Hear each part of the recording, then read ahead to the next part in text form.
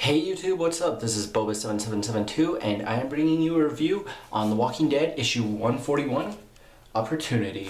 So without further ado, let's get started.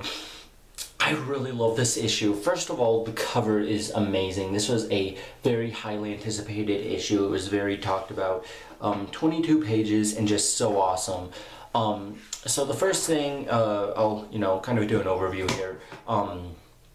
Rick is on his way back to New Alexandria, and all of a sudden an arrow comes. He's like, Dwight, come out. Not mad or annoyed or anything, but just kind of showing that he knows it's Dwight. And Dwight comes out and he has the coolest new look of probably any of the New Beginning characters. I absolutely love it. And just like the first thing that I thought when I saw Dwight's face when I first read this was that, wow, he looks a lot more innocent than he used to, which I don't exactly know why I thought of the word innocent for Dwight, but like, I guess it's kind of the way that he's talking and then kind of the way his facial expression is. I'll show you guys. Doesn't he look so cool there? It's just like amazing. Another thing that I was thinking is like, I knew he would still obviously have the huge scar on his face, but my dog just made a noise. I apologize for that. I knew he would still have the scar on his face, but I figured that, not exactly that it would fade, but it would be like less, I can't even think of the word right now. It would be like, aged. The scar would be a little bit aged. And it looks pretty much exactly the same, at least from what I can tell, which isn't a bad thing whatsoever, but I just figured that, the scar would be a little bit worn down. I don't think it's ever actually going to heal or anything like that, don't get me wrong, and I highly doubt that the scar is going to look much different, but I thought that there, after a couple of years there'd be like a slight difference. So Dwight comes out and he starts talking to Rick, and he's like, Rick, I don't want to be the leader of the sanctuary anymore. I'm not doing a good job, and I know it, and everyone else knows it, and I think it'd be best if you appointed another leader. Please help me. And Rick's like, can't do that, Dwight, but you can. You should hold an election. So Rick is pretty much trying to get everything back to the way that it was, I guess, before the apocalypse, which shows it with the civilization. So I thought that was awesome.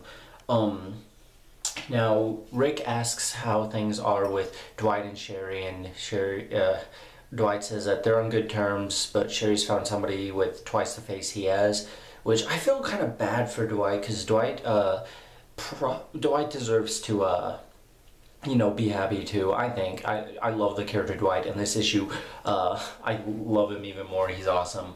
But, he just looks so cool. Look at that. But, I totally see that why he wouldn't want to get back with Sherry, that what she did was kind of messed up a little bit, but I can also see why. It's a very morally ambiguatory way to look at it, I guess, is the way it was written. But people are thinking that Dwight looks a lot like Daryl from the show now, and I have to disagree. I honestly don't see it. Like, I've always gotten the comparison to Dwight and Daryl, don't get me wrong. Like, they both have a crossbow, they both have a vest. I mean, I can totally see that. However, it's just, I can't see it. To me, he looks more like Rick did during All Out War. And like, look at this picture, but look at it with like, you can see a little bit of the scar here, but like, try to ignore the scar part and just look at the rest of his face. In that panel, you can totally see that looked like Rick used to look like. Like, it's the same hairstyle, it's about the same length for the beard. I mean, he looks almost just like Rick, and I found that, to be kind of interesting, because I know that they did this with the characters a lot, and I've noticed it, I really remembered noticing it during the prison story arc. Like, there were just so many characters that looked just like one another, and sometimes it was hard to tell them apart. And there was a little bit of that during All Out War and whatnot, but right now Dwight looks really like Rick did during All Out War. At least I think he did.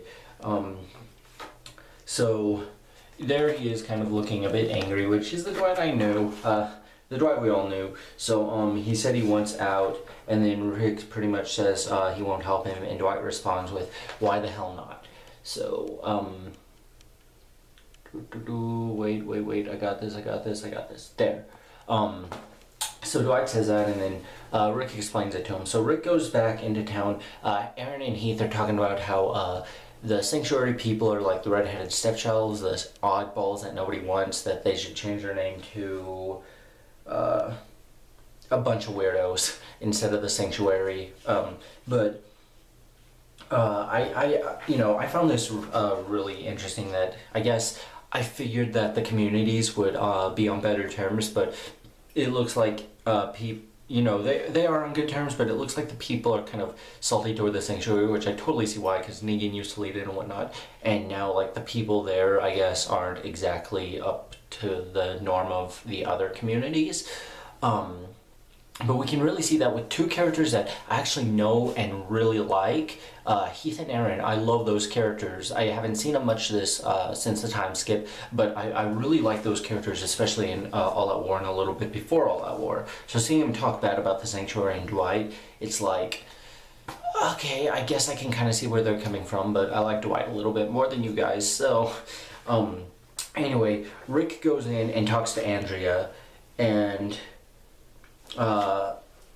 he kisses her on the cheek, I think, yeah, and then they start talking, and he's like, and then Andrea's like, gonna go see your boyfriend again, because apparently Rick goes and checks on Negan after each of his trips back. So Rick's like, ha ha ha. So Rick goes to the basement. He says, I trust you've been treated humanely in my absence. And then we get this, which is from the preview panel.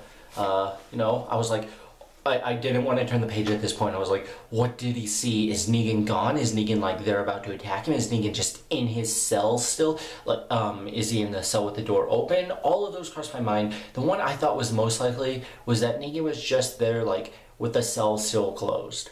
And, just like normal. I thought that was going to be what it was. Even with the Rick shocked face. Like, and then I thought, like, I was going to turn the page and Rick was going to be like, look who's still not free, like, use a ton of sarcasm. But it turns out he was legitimately terrified, because Negan is sitting there. You can't really see it at first, but he's sitting there with the door open.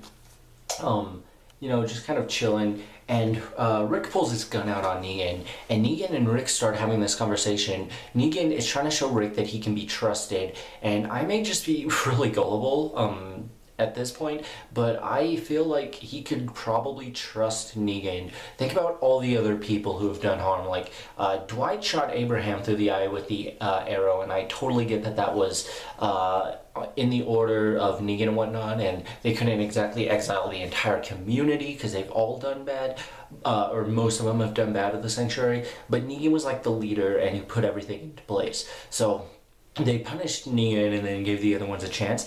I think that they should give Negan a chance too, because, like, why not give Negan a chance? Negan is, I think that Negan can be redeemable. Look at what he did now. He didn't leave his cell, which is probably because he had nowhere to go if he did leave his cell. So Negan is makes some jokes, some freaking hilarious jokes in there, trying to get Rick to trust him, and Rick's like, I'm never going to trust you. He goes and locks his cell, and he's like, how did this happen? And Negan refers to her as the fat chick. It's Olivia, who is in charge of the food and everything. And he's like, she left it open, blah blah blah. And he goes, what, are you gonna go threaten her now, yell at her, make her cry? Are you gonna threaten to throw her out if she does this again? And then Rick's just like, let me check real quick, because I think that Rick just looks at him and then goes out. But pretty much Negan's upset that Rick won't trust him, and when he sees that Rick won't trust him, he says what Dwight said earlier, why the hell not? And I found that really interesting that both Dwight and Negan said that. I don't know if there's anything there, but it was really interesting to see that. But then we go to the next page, and Rosita's like, we're having a baby. I don't know. Rosita looks really strange in that. Eugene and I are having a baby. It's still not Eugene's baby. I still want to know whose baby it is, because even though Rosita's kind of a boring character, she doesn't really do much in this. It's still like, oh look, a mystery. We're not going to tell you though, and I want to know who it is. Though I guess I figure that we'll know who it is since Rosita knows who it is. We'll eventually find out.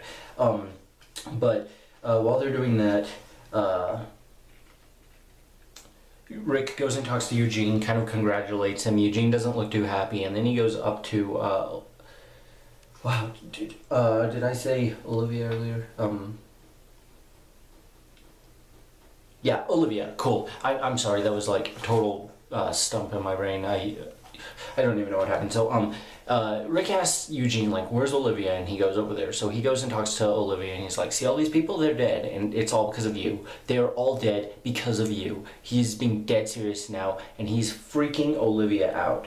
And then he explains to her what happened, and he says, and I quote, you left Negan's cell unlocked.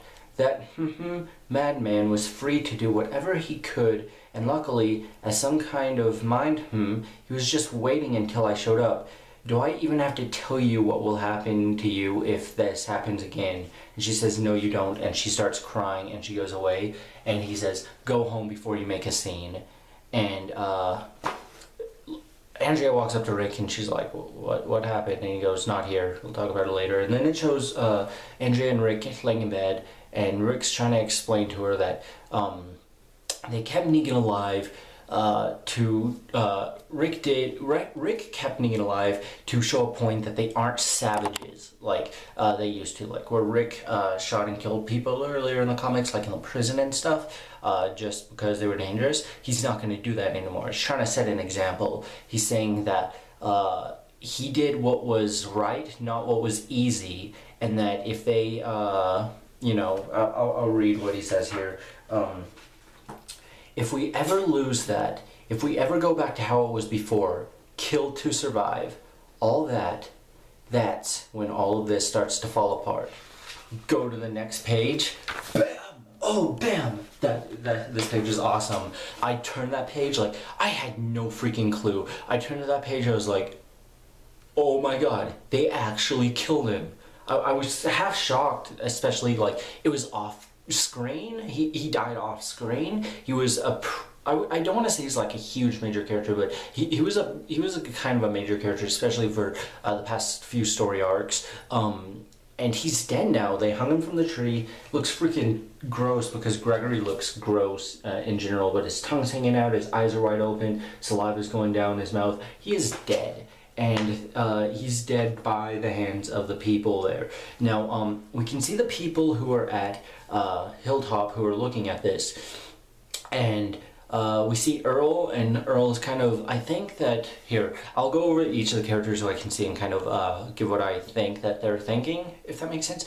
Earl has this look on his face like, did this really have to happen? This is kind of ridiculous. That's what I get from Earl's face. From, I believe that's Carson, the one from, maybe the one from the Hilltop. He's looking down like sad. Jesus, Maggie, and Sophia are all looking up at him like, you deserve this. This was on you, Gregory. One of the hillbilly moms was like, and it looks like she's just terrified for her own life now.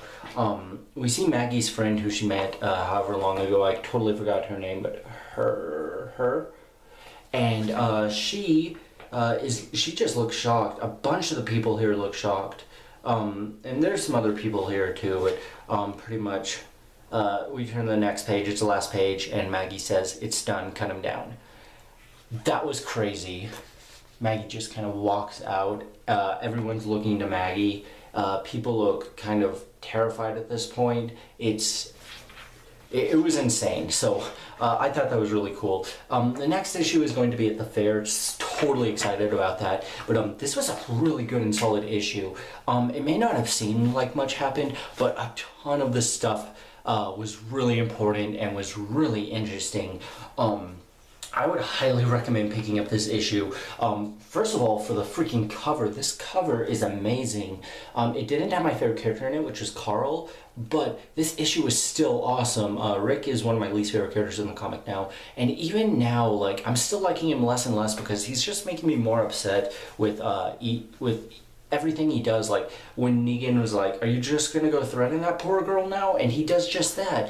I feel so bad for Olivia after what Rick did. And I know that she messed up, but he didn't have to be that harsh. It wasn't that bad of a thing. He needs to realize that Negan isn't going to get out and well, this is in my opinion, people may think differently, but I think that Rick needs to realize that Negan is not going to get out and go on a murder spree, because if he did that, he would be dead. There would be absolutely no reason for Negan to do that. Obviously, Negan cares for his own life a lot. He stayed in the cell. He's trying to earn Rick's trust.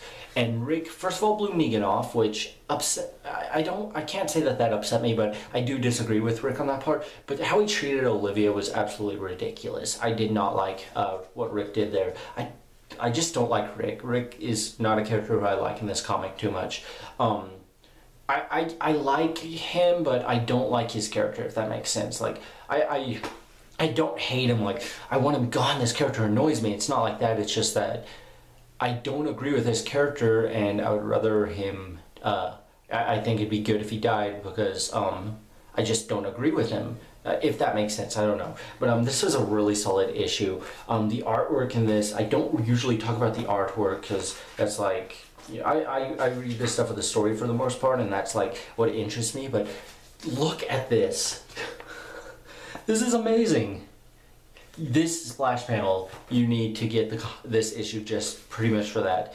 I wish that they'd make not necessarily that splash panel, because I don't want a poster of Gregory hanging from a tree on my wall, but they should make some posters based off of some of these comics and covers and scenes in the comics, because this was really good. So I'm going to go ahead and give the issue like a 5 out of 5. That was really solid.